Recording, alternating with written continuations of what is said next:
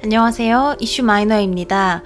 요즘 한국에서 최고의 인기를 누리고 있는 과일이 다양한 면으로 이슈가 되고 있는데요. 바로 샤인머스켓입니다. 샤인머스켓은 당도가 일반 포도보다 3배 이상 높으며 씹을수록 망고 맛이 나서 다른 품종보다 몇 배나 비싸지만 그 인기가 줄지 않고 있습니다.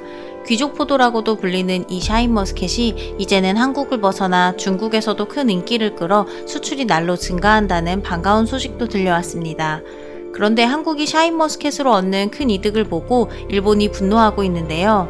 일본은 한국이 샤인머스켓을 훔쳤다고 주장하며 자국의 법 개정까지 진행하려는 모습을 보이고 있습니다. 사실 샤인머스켓은 1988년 일본에서 처음 개발되었는데 한국에는 2006년에 처음 들어왔고 10년 후인 2016년부터 본격적으로 재배가 이뤄졌습니다. 그런데 일본이 개발한 샤인머스켓으로 한국이 이득을 보고 있지만 일본에 지불하는 로열티는 0원입니다. 그것은 샤인머스켓이 일본에서는 신품종으로 등록이 되었지만 해외 수출을 염두에 두지 않아 해외 품종 등록을 하지 않았기 때문입니다. 해외에서 신품종의 저작권을 인정받으려면 자국에서 신품종 등록 후 6년 이내에 해외 품종 등록을 진행해야 하는데 일본이 이 신청 기간을 넘긴 것입니다. 한국에서는 2006년 샤인머스켓을 처음 심었지만 일본은 그 후 6년 동안 샤인머스켓의 품종 보호권을 주장하지 않아 한국에서도 샤인머스켓이 합법적으로 재배 가능하게 된 것입니다. 일본이 30년 넘게 공을 들여 개발한 샤인머스켓으로 일본에 대한 아무런 보상도 없이 한국이 이득을 취하고 있고 이제는 중국에 수출까지 하고 있어 일본이 분노하는 것입니다.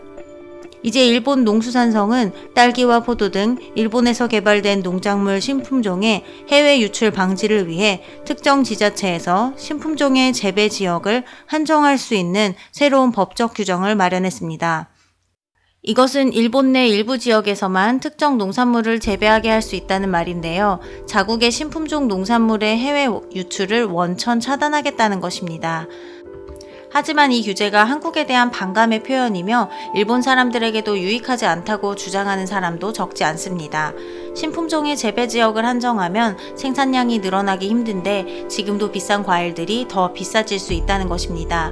샤인머스켓만 보더라도 일본에서는 상품의 경우 한 술에 1만엔, 원화로 10만 원이 넘는 가격에 팔리고 있고 다른 과일들도 이와 비슷한 사정입니다.